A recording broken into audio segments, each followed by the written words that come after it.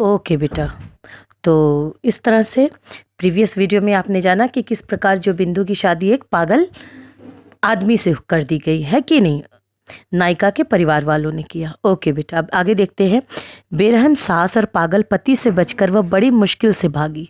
यानी बिंदु आके जो नायिका है उनके गौशाला में एक कोने में पड़ी थी और वो क्या बताई है कि मेरा जो पति है वो क्या है, पागल है, और सास बहुत क्या है, बेरहम है ना, कि उसके अंदर रहम नाम की चीज़ें, दया नहीं है।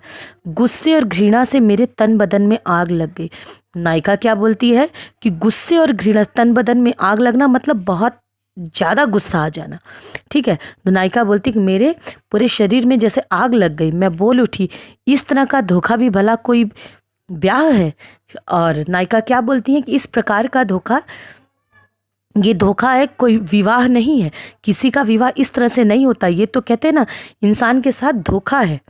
तू मेरे पास ही रहेगी, देखूं कौन ले जाता है। फिर नायिका खड़ी हो गई बिंदु के लिए, बोलती है कि देखती हूँ किसके अंदर इतनी हिम्मत है कि मेरे पास से तुझको ले जाता है। हाँ, और फिर बिंदु का वो अपने पास उसने रख लिया। तुम सबको मुझ पर बहुत गुस्सा आया। नायिका आगे लिखती हैं कि तुम सबको मुझ पे बहुत गुस्सा आया। सब कहने लगे बिंदु झूठ बोल रही है। और सब लोगों ने क्या कहा, क्योंकि लोगों को तो छुटकारा पाना था बिंदु से, तो सबने कहा कि बिंदु झूठ बोल रही, इसका पति पागल नहीं, इसकी सास बेरहम नहीं है। कुछ ही देर में बिंदु के ससुराल वाले उसे लेने आ पहुंचे और फिर थोड़ी ही देर में बिंदु के ससुराल वाले उसको लेने के लिए आ गए। मुझे अपमान से बचाने के लिए बिंदु खुद ही उन लोगों के सामने आ खड़ी हुई। और फिर बिंदु ने क्या किया, वो जानती थी कि अगर जैसे नायिका अगर खड़ी होगी उसके लिए तो उनके परिवार वाले उसका अपमान करेंगे, तो वो नायिका को बचाने के लिए बिंदु खुद ही आ गई सबके सामने।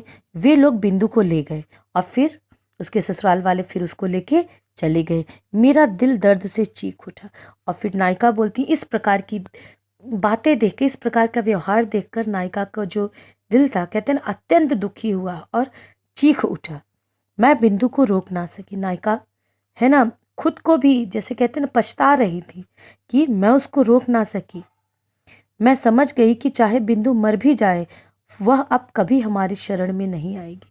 और बिंदु क्या बोली कि वो समझ गई, बिंदु अपने आप ही चली गई, है ना। तो नायिका अब ये चीज़ समझ गई थी कि अब वो अगर मर भी जाएगी फिर भी यहाँ पे दोबारा वो खुद को बचाने के लिए यह कहकर नहीं आएगी, कि उसको पता है कि अब यहाँ पे कोई नहीं है जो उसकी मदद कर सके।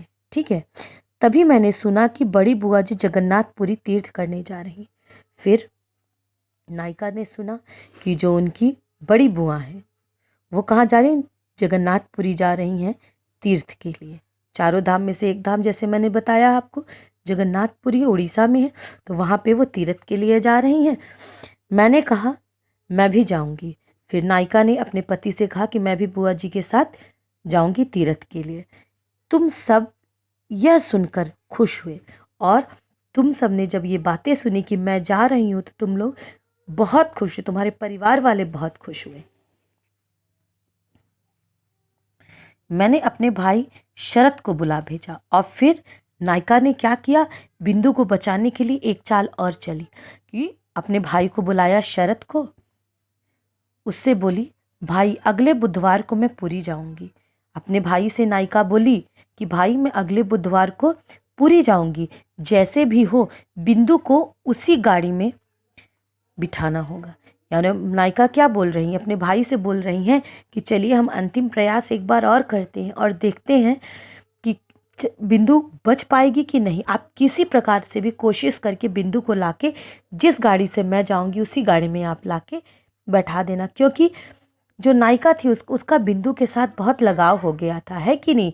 वो एक छोटी सी बच्ची के रूप में उनके पास आई थी, तो और ब्याह तक उनके पास रही है, तो कहते हैं ना कि एक प्रकार से उनकी ज़िंदगी का वो हिस्सा बन गई थी।